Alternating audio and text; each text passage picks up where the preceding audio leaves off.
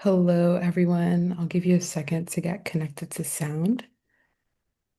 Hello, and welcome to the Brooklyn Rail's 1271st New Social Environment. I'm Magley, a programs associate here at the Rail, and I have the pleasure and privilege of being your MC today for a conversation featuring Jazmine Catasús, Essye Klempner, Shameekia Shantel Johnson, and Deborah Cullen-Morales. And now I'll introduce today's guest and host. Jazmine Catasús is artistic director and one of the master printers of the Robert Blackburn Printmaking Workshop at the Elizabeth Foundation for the Arts. She has been involved with them since 2013. Catasús works with community members and the public within the print shop facilities in the archive.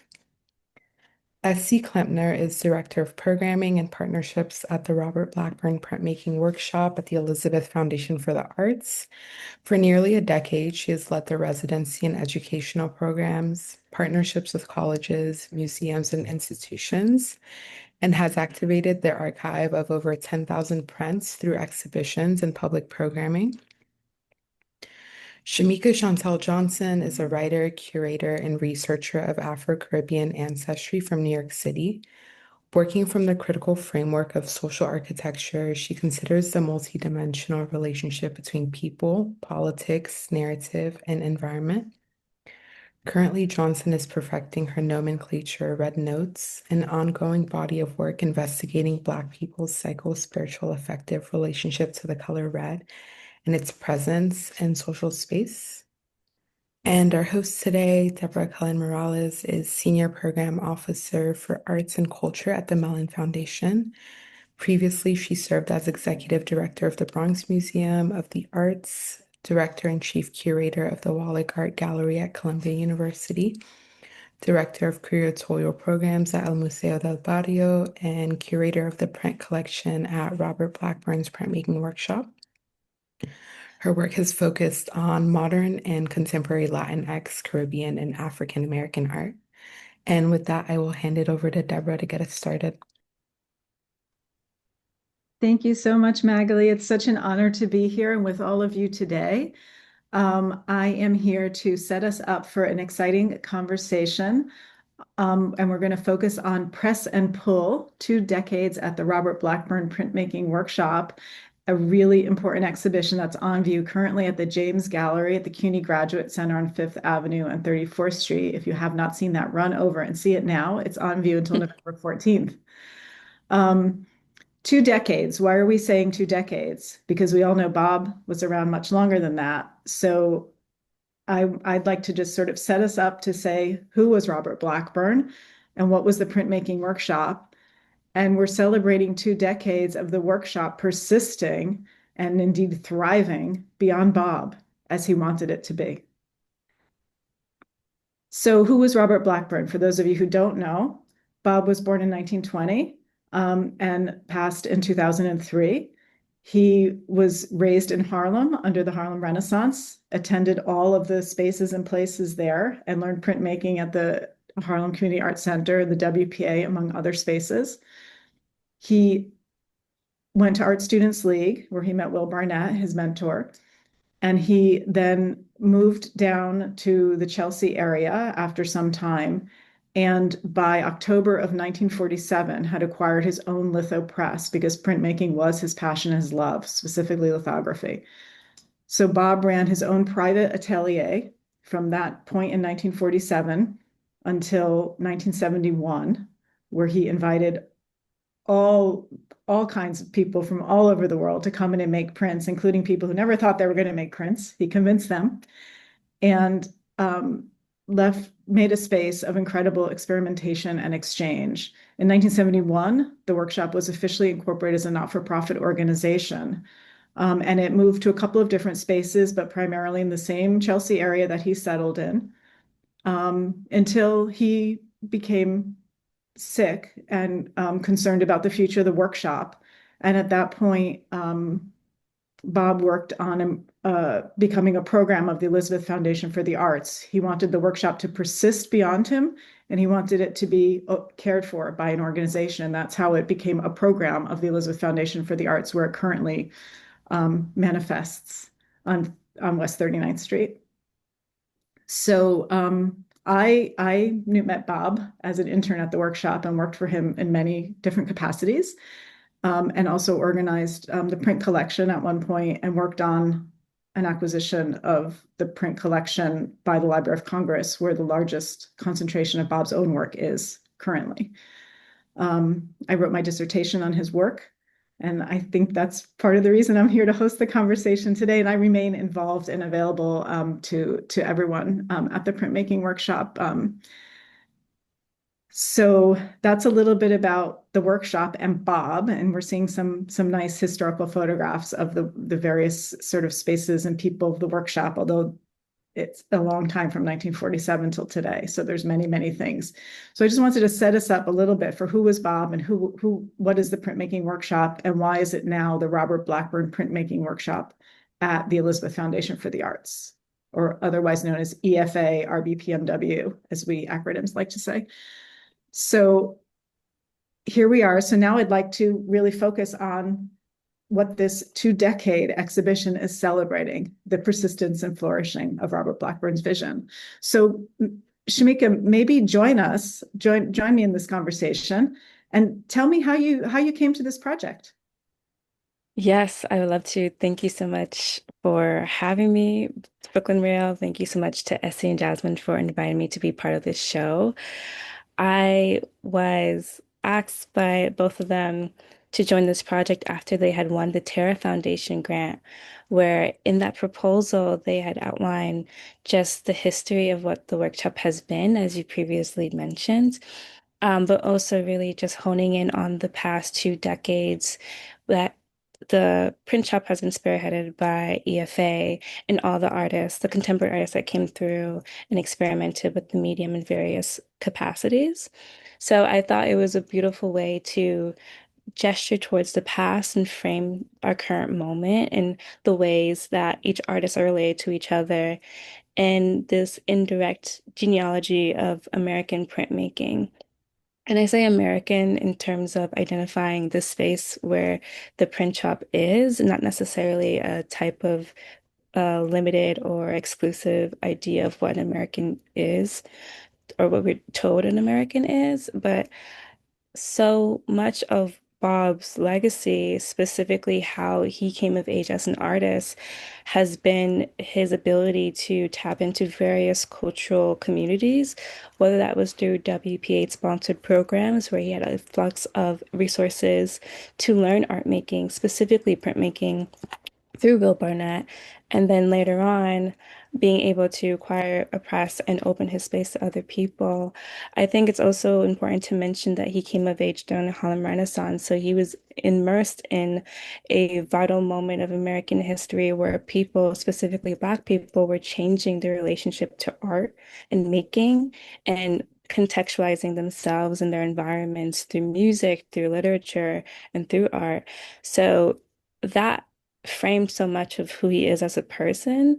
And through then and through time, he really just expanded and allowed himself and allowed the print shop to be a very inclusive, experimental, and collaborative space where it's not necessarily about the one person, it's about how people come together and work together to make prints, but also largely to just keep society going through art.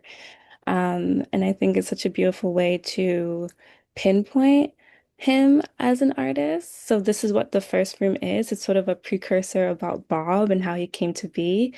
There is some ephemera that I got to pull from the print shop's archive, like posters and photographs of everything print shop related, which is pretty cool. You see posters from the 70s where print classes were like 79 cents, which like at this point, not the same, but it's still going, it's still active.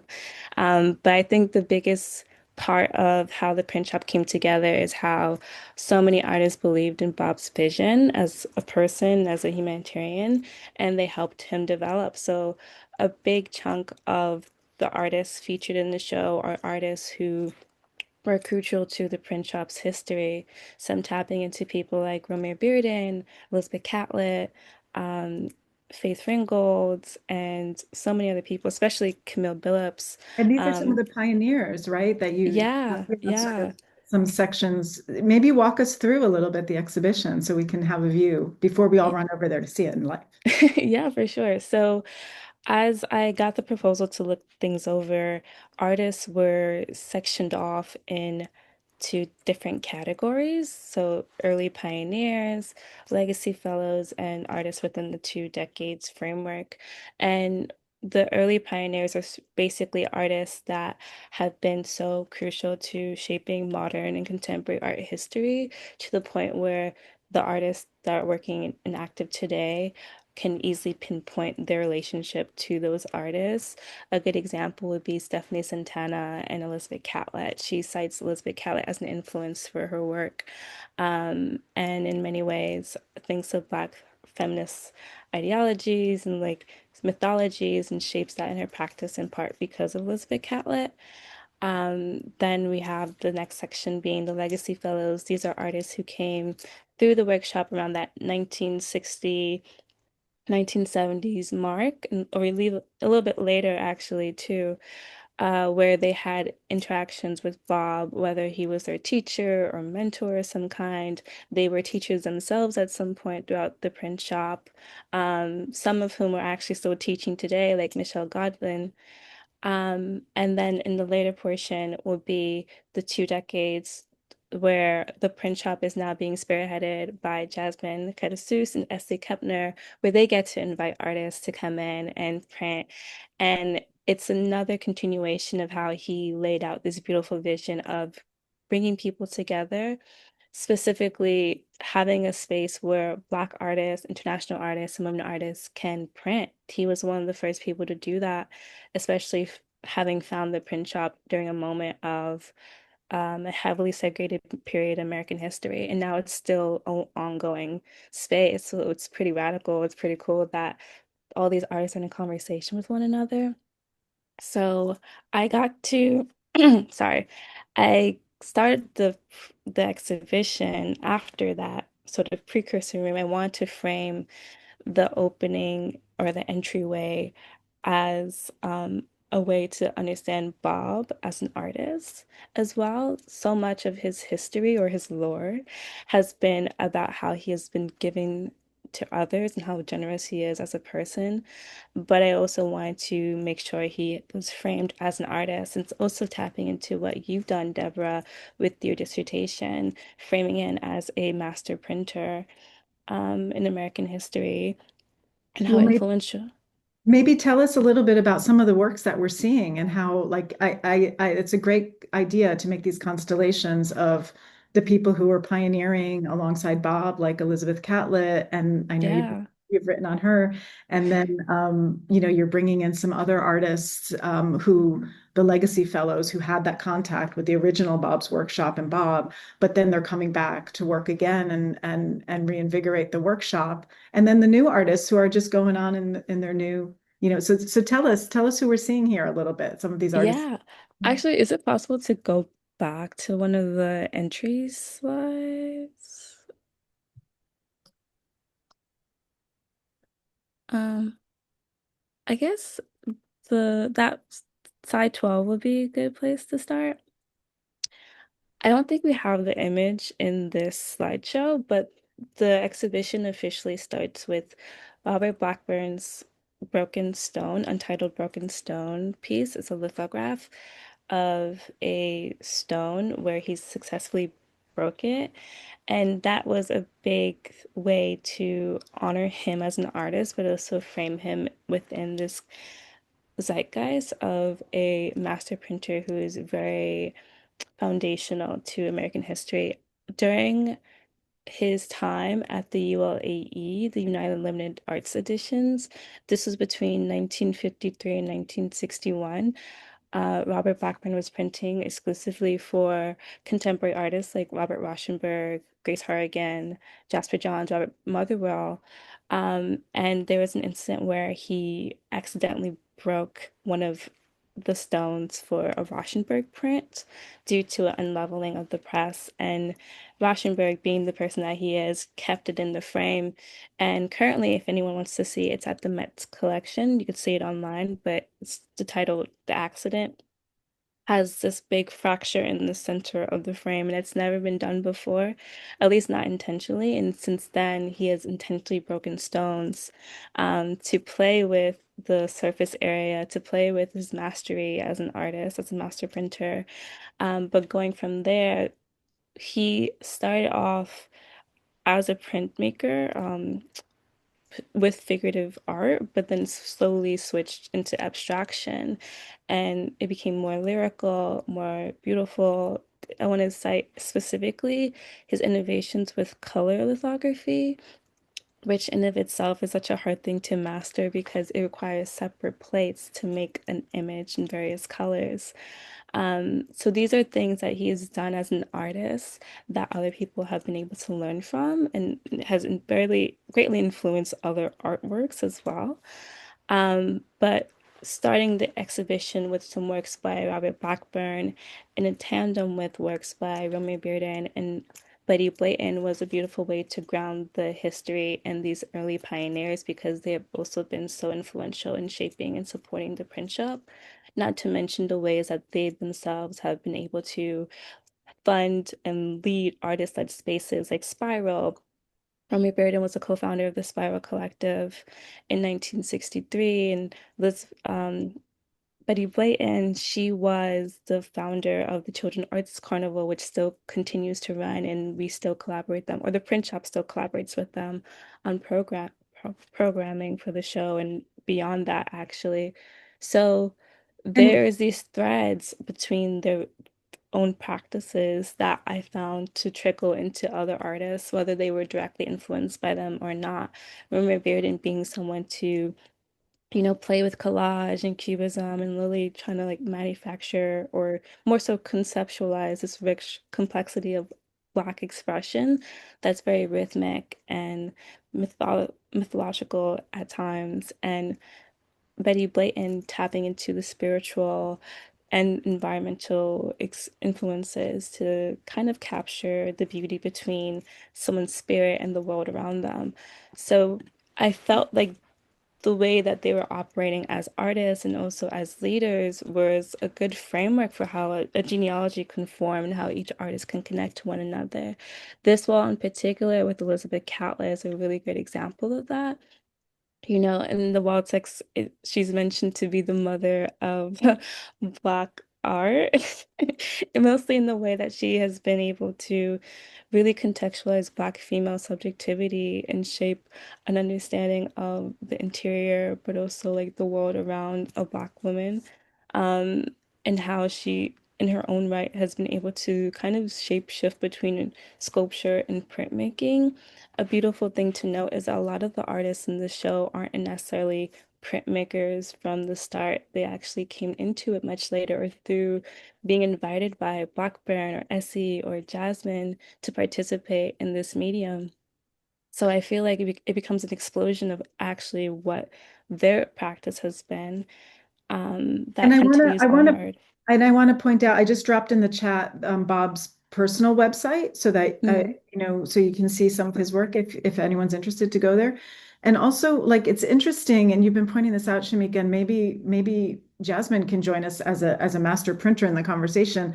Like, usually when you talk about a workshop, there's like a look, right? Like, there's a certain look that the workshop espoused, and this is a really different kind of a workshop. It's so wide ranging, the work and the time period, like such a huge time period and such wide ranging types of work. Maybe we can talk a little bit about what kind of printmaking is done there and some of the experimentation pieces, because I'm seeing, from Charles White to Faith Ringgold on canvas to Michael Kelly Williams, like all kinds of different kinds of materialities. So can we talk about that a little bit and how Bob just created this space for experimentation. Everyone came in with their own formal language and their own vision, and it all just coexisted. Yeah, I like to think about the experimentation that Bob fostered in the printmaking workshop came from many sources, but I think it came from one space was is from his own artistic um, practice and his approach to printmaking as not just a master printer, as a person who is highly skilled or has an expertise in a particular technique, but someone who is using the medium just as an artist, like an artist first almost. And that coupled with his um, belief or his generosity or his ethos of it being a democratic community space where all ideas and levels of skill are welcomed, not only welcomed but also supported in the space. So I think about like someone like Kathy Caraccio's story about printing for Mayor Bearden's print that's in the show. And she was a young artist in the shop mixing a bunch of colors. So Bob comes up and says, "Hey, I need you to print these prints, print this plate." And she goes, "Well, what color?" She's like, "Oh, with whatever you have in front of you." And um, and that is principle or ethos that we move with in the print shop, that an artist can come in with very little experience or have a wide practice with other performance artists or sculptors, and we can be able to make a comprehensive project and have print be an aspect of their practice. Um, So you're a master printer and an expert paper maker, and you've worked with so many of these artists directly. I don't know if we want to talk about anything in particular about any of these works, or if or as we keep walking through, Shameekia, if there's other comments that you wanna make about any of the ways that Yeah. are surprising, surprising um, resonances that you've seen between the work. Yeah, I was also looking at it from a historical point of view, like how the print shop throughout its existence existed alongside various social and political uprisings, whether it's like civil rights movement, Black arts movement, Third World movement, which it was then called at the time, but it's really just a recognition of everyone's solidarity against anti-imperialism, um, and how artists even have been experimental with color beyond that point as well, specifically around the 1971 mark, where Eastern influences in music, jazz specifically, also is in tandem with way Black artists have been able to like really break free through abstraction.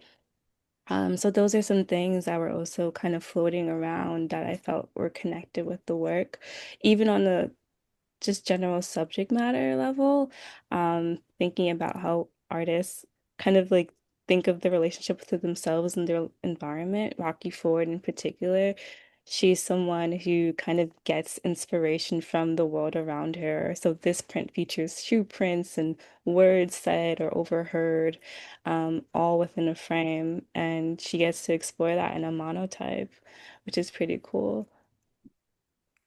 Amazing. Maybe we can look at some more of the works. Oh, that's a tough one to look. Yeah. That's hard to. So it is tough to look at, It's but hard to. It doesn't show well in slides. I don't mean it's tough to look. It's beautiful to look at. But tell us about this print. this print by Marion Hassinger is like phenomenal, actually. So this is a great example of artists coming into the genre from their own practice. Marion is someone who has a background in textiles and sculpture and performance. So it's I feel like this print encompasses all of those things that are so deeply resonant to her practice. For starters, it's a lithograph on silk organza. So that's where the fiber element gets to be played with once again. In the frame itself, like just a strip of it from the very edge is adhered to the frame. And because it's not behind glass, and also luckily because it was drafty in the exhibition space, you get to see the organza move. So it becomes, everything that we know Marin to be as an artist, like in physical form, which is pretty amazing because these are also like an example of vessels, right? So vessels are also like always in conversation with the body and entombment. So I feel like that was a beautiful way to kind of have Marin in the room without her actually being there. And Jasmine, let's go to some of the prints that you printed, which are there any here that you want to dig down into a little bit and tell us about the experience? I think the slide with the catlit wall, the women wall, is a good one because it has um Yeah, three tell artists. us tell everyone who's on this wall. Go around and identify the artist, please. So starting from the left, the bright background, the black figure, the background, sorry, is Dindga McCannon. And then we have Elizabeth Catlett. Next to Elizabeth Catlett is Zenobia Bailey. Actually, my colleague and other master printer, Justin Sands, printed. Then we have Stephanie Santana for going around. And then beneath the triptych is Nanti Sikalele Mutiti. And I printed Dindga, Nancy, and Stephanie. And this is a really, I just thought this is a great example because it shows the variety of ways in which artists and I collaborate. So someone like Dindga, who was a legacy fellow who has a long history with the print shop, and Bob and collectives such as What You See and Where We At, she came ready. She like showed up with a plate. I have experience making with printmaking. Here you go. Let's print these plates. So actually the first plate we printed was an etching that she made in 1973. Um, but had never been editioned. She had never been editioned by a master printer, but has a lot of experience in printmaking. And because she was so ready, we made many editions, both me and Justin printed with her. Um, and Stephanie, I would say, is an artist who's kind of in the middle, who has a lot of printmaking experience. She's one of the founding members of Black Women in Print. That her practice also is largely textile based, but she'd never done a lithograph, and this image didn't exist yet, right? She made this work for this print. Dindga had these plates already made and carved. And Stephanie had never done a lithograph, and we went kind of back and forth. She's like, I would like a bit of textile feel to it. So I exposed some textile to make one of the litho plates, which you have to see in person when you go see the show. If you look up close, there's a texture in the back of the print, and we added hand drawing and a digital image. And Nancy also had never made a lithograph, but her background, her practice is in graphic design. But from where we started to where we ended was very different. She started drawing and painting and kind of doing these kind of still lifey images of sculptures she made, and that hadn't worked. And she was carrying around these objects that she made concerning her project, her practice. Which involves hair care, African hair braiding. So she had like these bags of material. So I said, well, what if we just exposed the objects that you brought directly on the plates? Um, and so that's kind of how these lithographs came up. And then she's recounting the experience of finding these photographs in her mother's journal, and that's how we came into this project. So the pins, they're hair pins, are kind of photograms. They're exposed directly onto the plate. They're not transparencies in the way that you traditionally use photolitho for. And the writing on the piece that's all the way to the right is her mother's handwriting. Um, and the image is meant to resemble the backs of aged photographs. So we added the chincolet paper into it to get that meaning. So anyways, all of these artists had like varying levels of printmaking experience and had various levels of ideas of what they wanted when they came into the relationship of printing the print shop. So it was really cool. And so just and for our visitors with us, people can come to the workshop and just use the shop if they know how to make prints already and they rent time and they do their work. They can take a class, or they can also work with a master printer if there's, support for that, to edition a print or to do some other kind of experimentation. Am I sort of Yeah. saying that accurately, just so people know like what the shop is. Like there's people of all different levels working in different kind of, and it's good to see some spaces of actually the shop. Yeah, briefly, we're open to the public. So if you want to be a member, you pay the fee, $45, and you purchase shop time, and you can use this print shop if you have experience. If you don't, we have classes in all techniques, litho, etching, relief, you name it, and we have about 30 a season. So we have plenty of courses. We also have scholarship for some courses if you Screen can printing. afford it. Um, There's me. This is one of our, I believe this was a monotype workshop that was offered when I was still a monitor. So this is like a really old Yeah, long way. time ago, Jasmine. So awesome. I've been there in different capacities over the past 13 years. I started as a volunteer monitor, I became a contract printer, and then in this a coordinator, and then in this position. So um, we have internships, we have artist fellowships, we have lots of programming. So for anyone to be engaged in whatever capacity. And speaking of programming, maybe it's time for Essye to join us and not be so quiet, not letting you off the hook. And we need to talk about, some of the things that Shameekia and Jazmine have been talking about too, if y'all have been listening, like all these different artists are all pulling from different threads and different groups and things that they've been involved in. It's sort of like a dizzying, gathering of people all together. And Essye, you've been working on the education, public programming, and outreach, and sort of archiving work. So maybe talk a little bit about some of that too, as this relates to this project and what's going on at the workshop in general. Sure. Thank you again, Brooklyn Rail. We really appreciate this platform. So I guess it was over a year ago, Jazmine and I, we were able to apply for a grant for an exhibition. This was the first time we were able to actually do that. Before, our work was, more around, I guess, private foundations and grants. So we were reconnecting with, supporters like Sam Francis Foundation, people that Bob Blackburn printed, including Rauschenberg, Daedalus, and then including Hauser and Wirth Institute. So through the Terra Foundation funding of this exhibition, we were able to then actually continue our programming, but I guess in ways record it, so we've always had programming, but having it at the Graduate Center with, it's New York City, cultural history and art history, specifically, like I'm thinking of Jack Flam, who taught there, who was a professor. His students included, when he was also at Brooklyn College, was Michael Kelly Williams. There's a few people connected with the history of Jack Flam, but as an educator, but also at the Graduate Center, being Lisa Farrington and her dissertation on Faith Ringgold, who's also in this exhibition.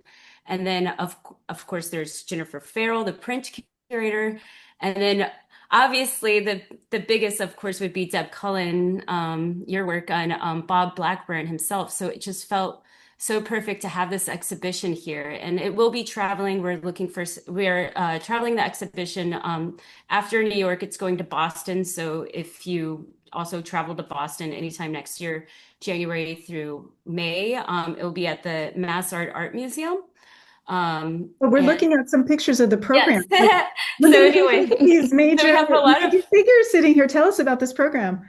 Yeah, so I guess I would say that a lot of the programming is also connected to what we've been doing in the last few years with the oral history project. So these are some of the narrators in our oral history project, which is you have Robin Holder, who was the printmaking workshop. I think it was 79 through 80 something for about 10 years as the assistant director of the printmaking workshop, bringing in the Jerome Foundation fellows, grants like that, working in outreach education. The person with the mic is Ninso Tufino, who started Tierra Boricua. And in the middle is Eleanor Majid, who came to the printmaking workshop, I believe, from Iowa. You can fact check that. She's also very, she knows a lot about New York art schools from the Sikh program at Queens College. It's a really interesting history, but that kind of begins her own,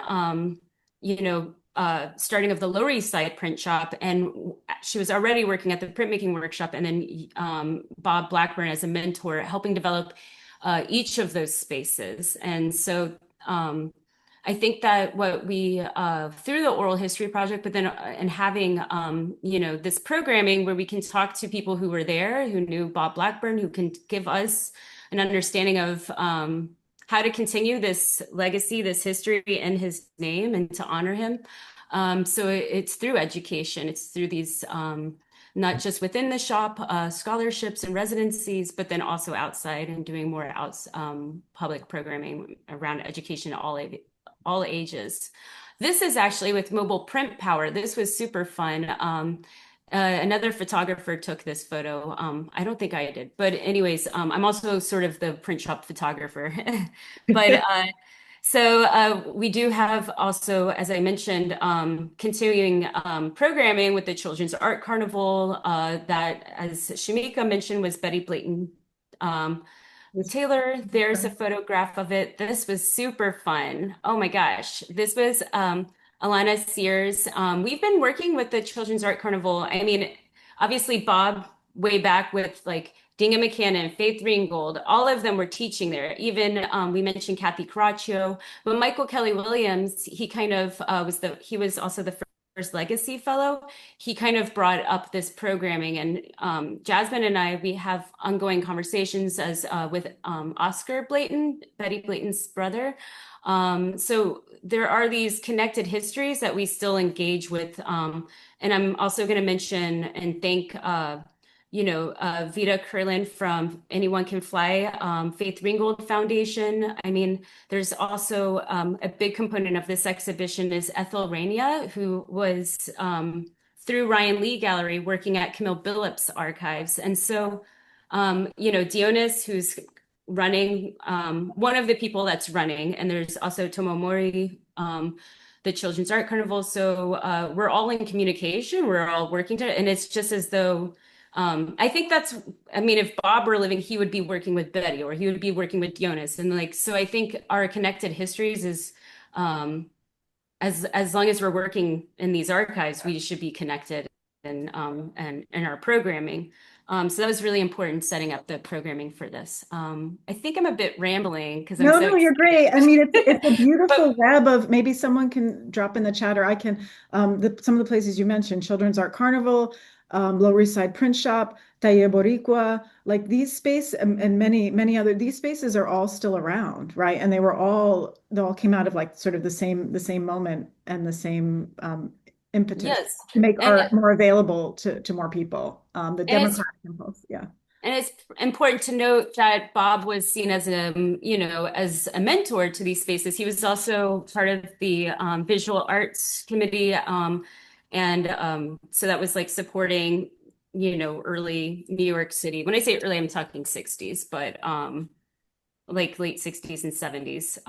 So I want to ask, oh no, go ahead. Did you want to this is also, we haven't worked with them before, but this was great.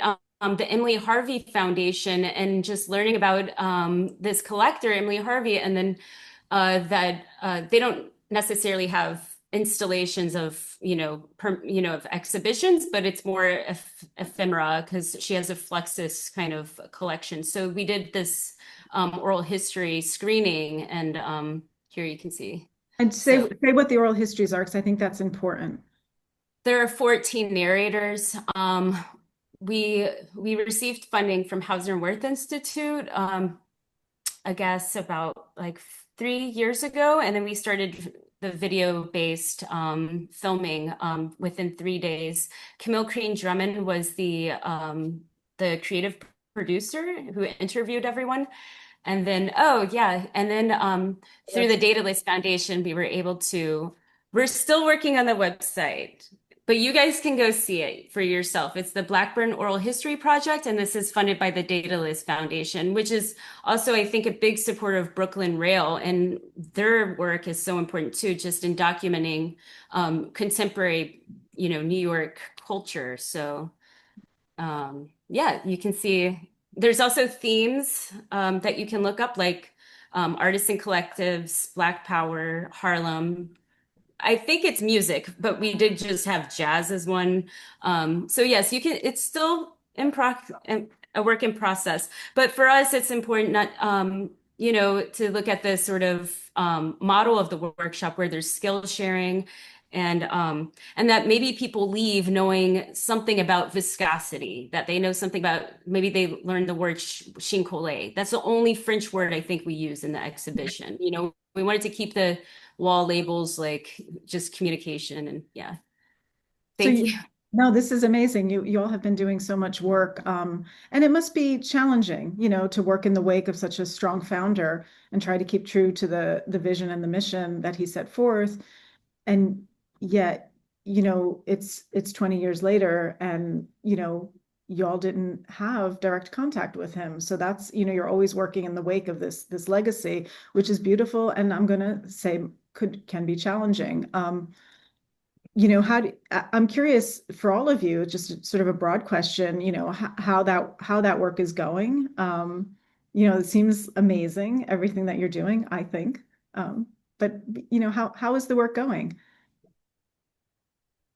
for any of you? Any of you? Um, it's a that's a good point that, well, it's good to hear that we're keeping Bob's vision alive, having never met him. But although we haven't met Bob, we're still in contact with a lot of people who have worked and were really close and really dear to Bob. And I think about how amazing experience it is for me personally to have this kind of intergenerational experience, seeing what I call like print shop elders, working with our young interns.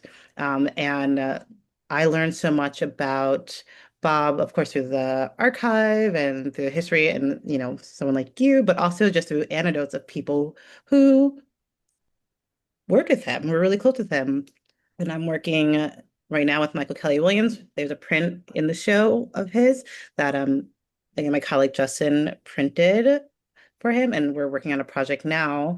And we recently brought up an old litho press into the shop that was Bob's, and really excited about refurbishing it and getting it working again. And I said something to Michael. I'm like, oh, I think this press is too small for the project we're working on. And he's like, oh, that press gave me nightmares. And me and Bob, it wouldn't print, and this part didn't work. And I hate. And I'm like, that kind of makes me feel like I know Bob, right? Yeah, it's really a great experience. That's a great story. So I want to return to something I was thinking about earlier. When you see this, it's like such a diversity of people, and I mean, true diversity, like ages, parts of the world, like formal expressions, types of printmaking. I feel almost like it's like a true activism or like a true, accessibility. Um, so can any of you talk a little bit about sort of that value that the workshop espouses? I mean, Shameekia, you put it in the exhibition, you see it, you feel it. And then there's this great essay that Bernard Harcourt wrote, and I know he gave a talk that's going to be on video soon. Is it on video yet? I don't think so. Is it on video? Not yet, but Not yet, but it will soon. be. So we'll look for that. But there's the essay. Maybe someone can drop that in the chat. Talking about bending towards cooperation. That was a little quote like I took out from the essay that I was interested in. Can any of you sort of talk about that sort of quiet activism that the workshop models? Um, I don't know if it's always quiet though. Like, I mean, sure, in the general ethos of it all, like, yes, it's quiet. Like, just the fact that you're giving resources when you can, not because it benefits you, but because it truly benefits someone else, and you believe in their vision. You believe that all they need is actually resources. I think that was the biggest thing about Bob. Like, he knew everyone could be a great artist as long as they had what they needed to get by. And aside from the environment where it is collaborative, people are not just working alone, they're working together. It literally takes two people, at least two people to make a print, which is crazy. But it's actually like true. Like someone has to, mop the sponge, and mop the stone. Someone has to roll it through the press and make sure it's all even. But aside from that, it's good to have feedback into how to make it better, what works, what doesn't work. But in terms of subject matter, how do you not see what's outside and like put it into your work? There's so many artists, Michael Kelly Williams in particular, who during his time was channeling all the rage and frustration that he witnessed when it came to injustices and put it in his print. The print of his that's featured in the show, Algiers Motel, is about a 1967 riot and raids of when National Guards were sent into Detroit to try to like silence or sort of tame protesters who were only uprising because there's so much harassment and literally a raid that led to the deaths of three young Black men at the time. And as we see, a lot of National Guards being deployed throughout the country, specifically in DC and Chicago right now, um, it's hard not to also see the ways that history has been repeating themselves itself, period, and how artists have always been called to talk about it and pick it apart, but also through their critique, through their technique as well, channel it in such a beautiful image. Yeah, it's loud and it's also quiet. I guess what I meant was that the shop, at least in my experience of it, was never like unified and like we're all going to sloganeer around this or we're all going to support this particular. Like it allowed for people to do what they wanted to and express themselves in their own way, and I think that's often it's worked sometimes to the detriment of the shop, that there wasn't like a consistent look or consistent politic that came out of it, that it was really open to everybody. But, I always thought that that was a strength of it, a real beauty and strength of it. Um, and I'm also, for example, like I'm also curious, we've mentioned Justin. Of course, Justin is super important, Deborah and others at the workshop. But like, here we are all women and we've seen, Robin and Nitsa and Eleanor and like all these strong women that Bob, supported. Well, many of the printers when I was there were women. And he never said, at least in my experience, like outright, I'm gonna um, do this particular thing. But I think we'd be remiss if we didn't mention, this sort of very early championing of women. I'm curious. You put that in the groupings, Shameekia, and I'm curious. I'm curious how you all feel about that. Yeah, I think it was a really beautiful part of the history, like being the first to do this and not even really thinking about it like, oh, like we should support women, just thinking about it from a very like holistic point of view. Like these women need a space to print. In the vitrines, or in one of the vitrines closer to the catlit wall, that's what I like to call it. Um, there is some ephemera from the print shop's archive. It's slide 27. Yeah. Um, Images of women, including Robin Holder, Kay Robinson, um, Faith Ringgold is in there, Mary Lace O'Neill. Like, there's so many images of women either printing or teaching or doing something at the print shop, being involved, being like really hands-on. But within that is a exhibition, like sort of archive of the first all-women printmaker show hosted by the print shop, which is pretty wonderful. Like it all was like listed to be sold, and I'm sure that like it did sell out, hopefully. But it was a beautiful way to not only give women the space that they need to flourish, but also give them the resources they need to fend for themselves as artists. So being one of the first people to do that, I think it's pretty wonderful and speaks to his character overall. And Essye, I really want to shout out the work that you've been doing and, sort of elucidating all these archives. I know you've all been doing it, but I see you as sort of the leader of this, like seeing these wonderful photographs that were sort of like buried in the archives. Like it's really great to have them. What are you working on coming up?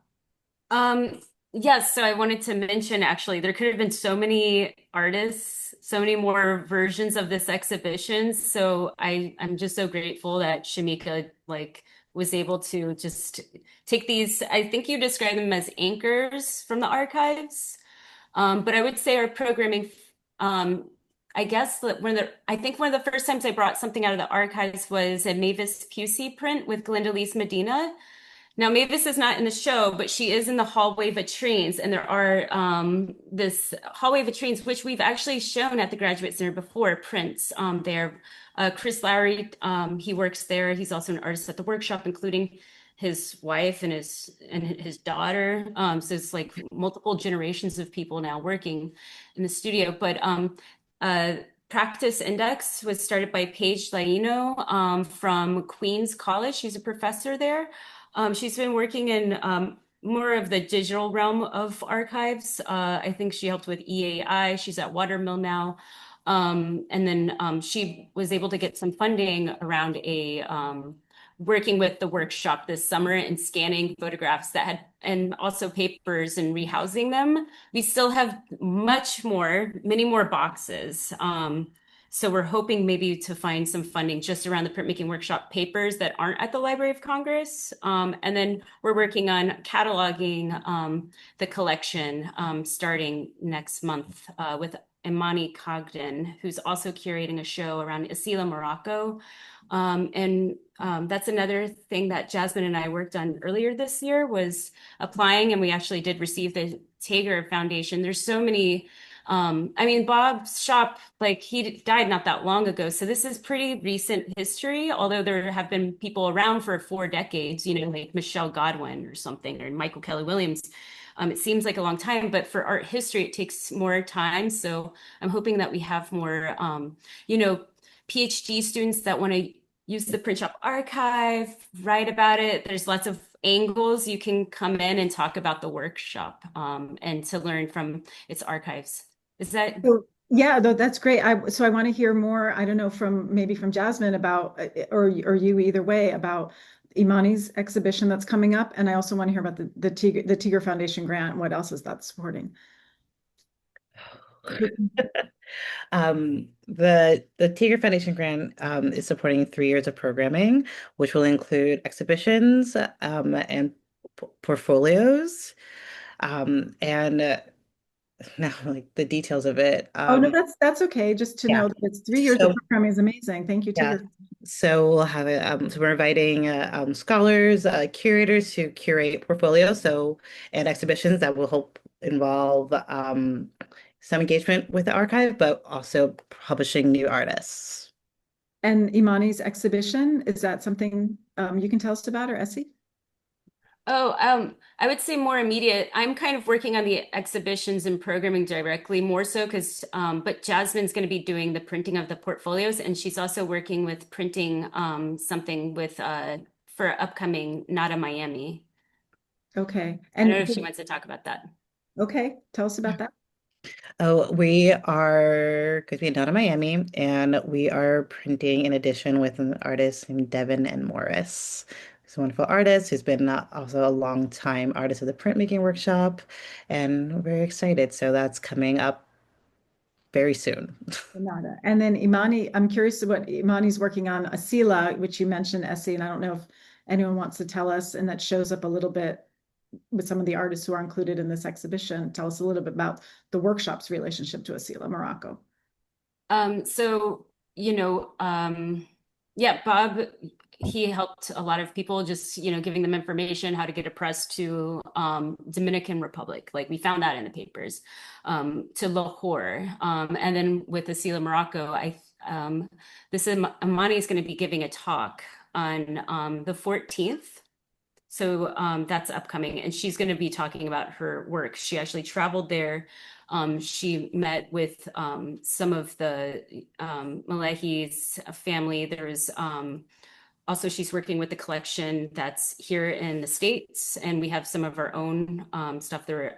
I don't know the exact details, but there are, several countries where people were invited to come to Asila for their festival. There was music, mural painting, and so the print shop, that's where Bob, Muhammad Khalil, Camille Billups, Bob's crew of people. There are many others I'm learning about. I just found out that Simone Fattal and Atel Adnan were on the board at one point in the beginning. So I'm just like, and we just worked with Simone Fattal in this contract job. We also do contract work. So if anyone's interested in like getting a bid, we're always but sorry, but I think the next show though is actually March through May with Mohammed Khalil, and Jinnah Khamed and Amina Ahmed are working on that right now. Amazing. Mohammed Khalil, Thank you. another crucial, important printmaker and artist that we need to know more about. Okay, so does anyone have any questions for each other? Essye, Jazmine, Shameekia, do you all have any questions for each other or for me? What's Shinkole? Well, Jazmine, define Shinkole for us. Shinkole is a printmaking technique in which you can, I describe it as kind of collaging into your print. So you add a thinner paper, generally washi, like Japanese paper, and you take that smaller piece of paper, put it directly into your plate with the larger backing paper, run it through the press, and the ink and the smaller Shinkole paper will all transfer to the larger backing paper. We love Shinkole at the printmaking workshop. I realize when I'm giving tours and I'm showing prints, I'm like, here's a litho with Shinkole and an etching with Shinkole. I'm like, But it's a really great way to add texture, color to your print without adding another matrix.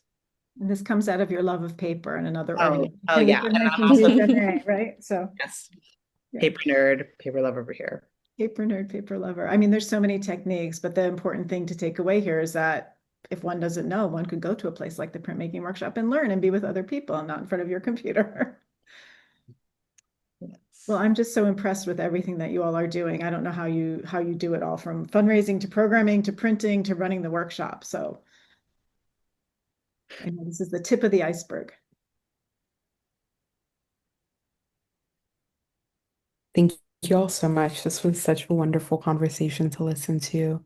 We're going to start our audience Q&A. If anyone has a question for our guests today, there is a link in the chat where you can submit your questions. The first question is from Pamela Drix. Pamela wants to know if there's a catalog for the exhibit.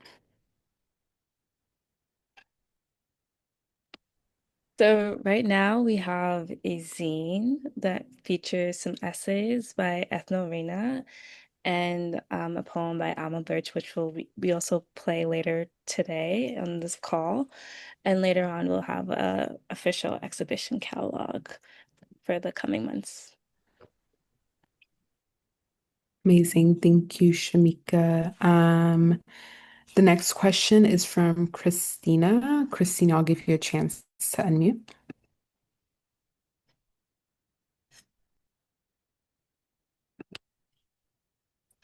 Hello, everybody. I think I probably said it more eloquently in what I wrote, but I'm just curious if everybody on the panel could speak a little bit about what they think makes printmaking spaces in particular so welcoming to artists of all backgrounds and professional levels or abilities, because it really does seem like, in my experience, that this seems to be something. And I'm wondering if you all think it's something that it comes from somebody like Bob, or is it something that grows like a magic sauce or something like that? So I open that to everybody. I can speak to the printmaking workshop now. So I think it did come from Bob, but it also has grown at its own. I like to think of like the printmaking workshop as its own kind of character, separate from Bob, that has evolved. And there is, just by virtue of like printmaking requires a lot of equipment, special spaces. So there is by that virtue that it helps a shared space. Um, but I think at the printmaking workshop there is kind of camaraderie that developed over the years. Because it's not only sharing equipment, but you're sharing ideas, whether it's like on techniques. Like I've learned so much just kind of watching someone do something, or and I say printmaking is kind of like cooking too. Everyone has their kind of own way of doing whatever it is. So I think at the printmaking workshop specifically, like that kind of developed naturally by virtue of this like shared space of exchange of ideas and materials. And can I just say something also?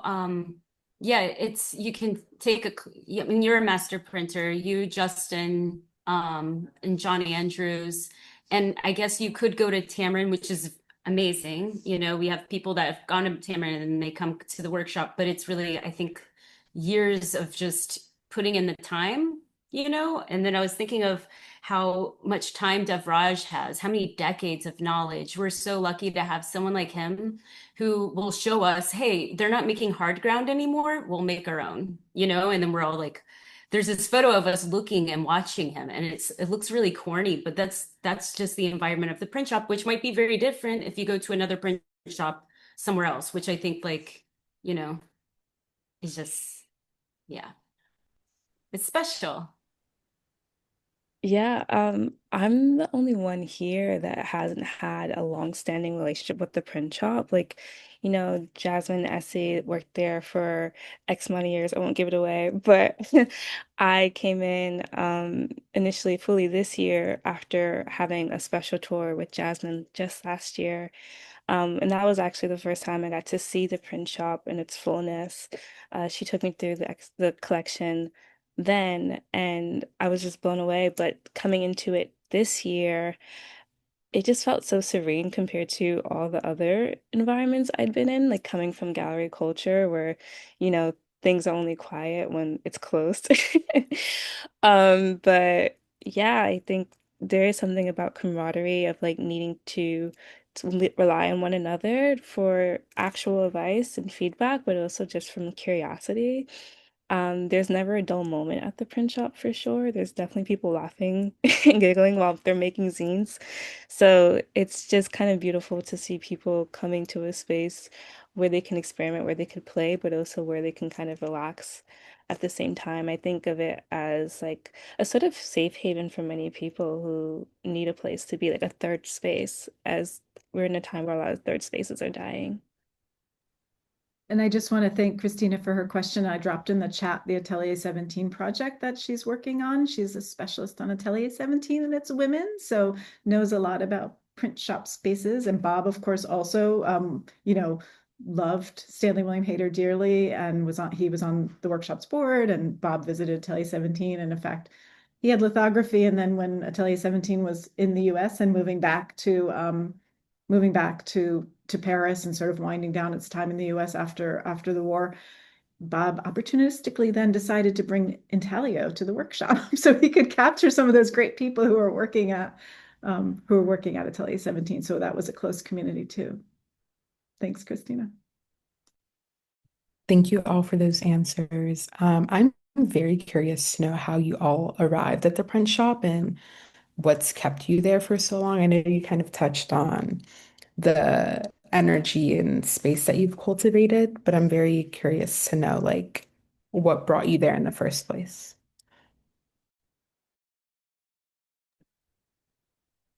Should I? Um, Oh, yeah, Jasmine, no, go. you start, Deb. You I was start. going to say, as Yeah, the you old should start timer, I'll first. start. Like I went as a student because I went to SVA for my undergrad, and my professor was like, "I'm doing a guest artist's residency at this workshop, and it's incredible, and I'm going to take you all."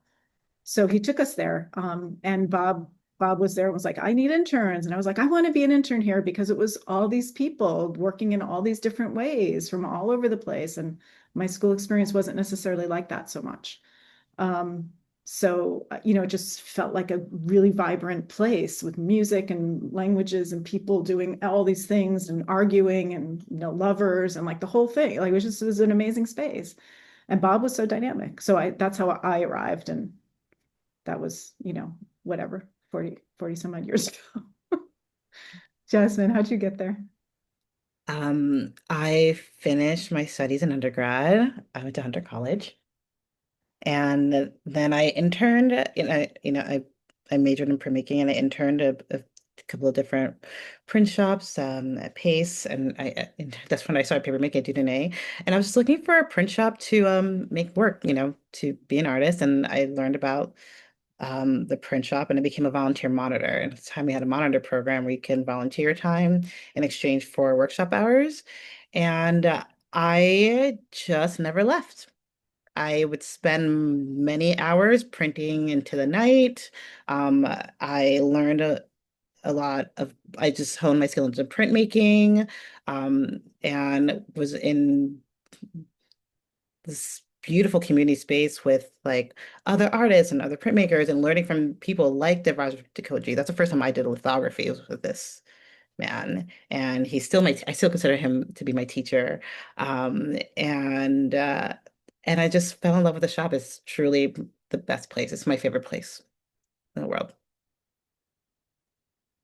Um, I took my first litho class in grad school when I was at Hunter College with Andrew Mockler. And that's when I fell in love with lithography. I was the only one really using the litho presses at that time. And then I switched out and went to Rutgers for my master's. And then I continued. I think I was the only one using the stones there as well. But I was also working in print sales with Susan Sheehan, doing the Armory show, ADAA, and then I also had a background in education, teaching, and then also running programs as well when I was in college, in grad school, running the artist talks, which would be every week, not like what Magley's doing here, which is like twice a week. That's a lot. But, and I guess what kept me there, yeah, printmaking for me, it brought together the two techniques that I always loved, but I never knew that until grad school that printmaking was a combination for me of painting and photography. So, Also, and I would really like working with some of the artists, like Shakaya Booker. I mean, she's my woman tour. Like, I love working with someone like her. It just feels really good to be able to exhibit the stuff that we make together. And I came into the print shop, as I mentioned, through a tour with Jazmine, but I met Jazmine at an opening. So there is some benefits to being outside quite often. But she and I were at Kelly Sophia Muscad's opening at the Q Foundation called Word Notes. And we were there like reminiscing on the art. It was so beautiful, so impactful. She and I got connected officially through Ilk Yasha, the Studio Museum Institute director. So, he told me that you should go see the print shop, like go hang out with Jazmine, and then I did. And, like I mentioned, we walked through each part of the space. She showed me Bob's cassettes where he would bootleg live radio recordings of musicians, like from Sarah Vaughan to Bach to Art Blakey. And I feel like Art Blakey was probably his favorite because there's so many cassettes of his recordings. And then I saw so many of the archives. I saw some Elizabeth Catlett's prints for the first time in that space. Richard Mayhew, Mavis Pusey, Mildred Thompson, who actually just had a retrospective at ICA Miami. There are so many like beautiful, phenomenal, like very important artists that came through and like in service of Bob and in the archive, like left prints behind to sustain the workshop in ways that they never even imagined it being sustained. So it was a really beautiful way to like be introduced to the print shop that was so innocent and just a reflection of the communities that we're tapped into.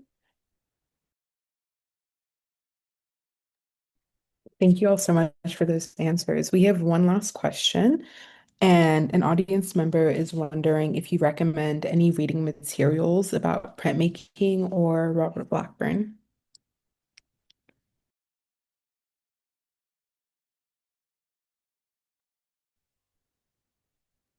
Well, passage. I would, No, yeah, I do I that. was gonna say passages.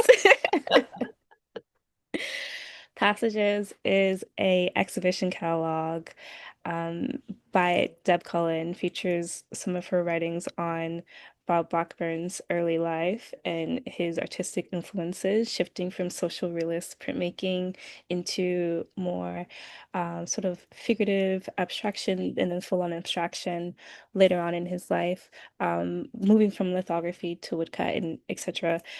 That really grounds him as an artist within the medium. I think that was a very like grounding point for the exhibition for me, but also reading about Krishna Reddy, which is pretty awesome. He recently had a exhibition at the Print Center in New York, and they had a little catalog about him. I read that and I love that.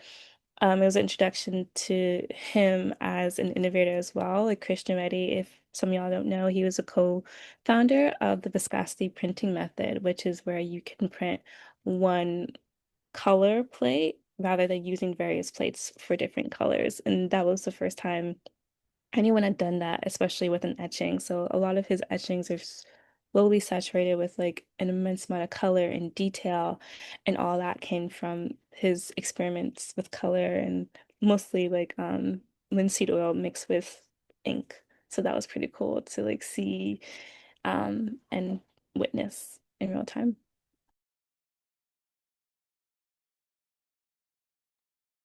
Amazing. Thank you all so much. That concludes our Q&A. We're going to close out with a reading by Alma Birch, and I'll give Shameekia a chance to introduce it.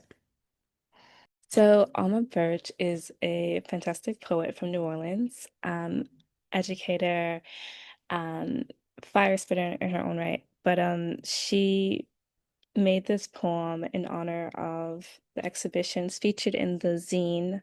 So you could definitely grab a copy once you get into the show. And this is her poem called Intermission.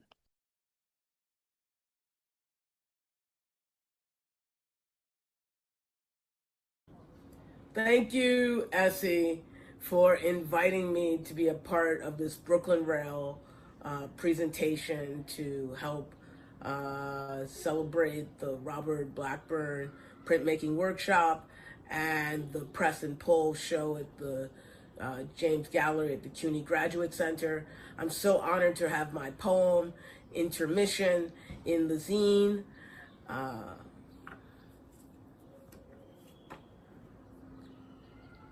Intermission. Steam heat.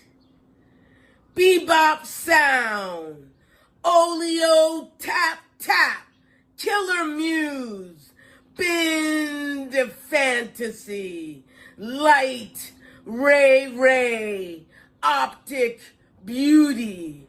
Rise. Rise now.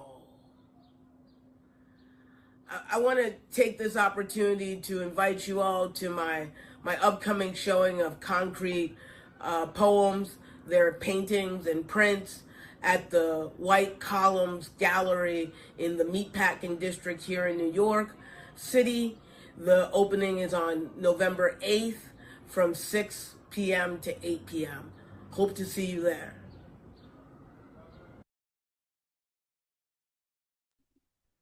That was the perfect way to close us out. Thank you all so much. Thank you, Essye, Jazmine, Shameekia, and Deborah. We'd also like to thank the Terra Foundation for American Art and Seeker Foundation for sponsoring our NSE program and making these daily conversations possible, and for their support of our growing archive, which you can view on the Rails YouTube channel. The Rail has been free and independent for 25 years. A donation directly supports our writers, staff, and operations. Support our work through the link in the chat.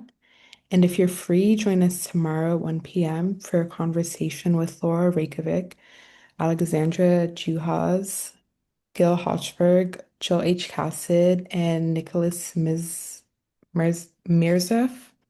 on decolonial Jewish practice and art and visual art culture after Gaza. And as Israel tradition, you can now all unmute and say hello and goodbye as you leave. Thank you all so much for being here today.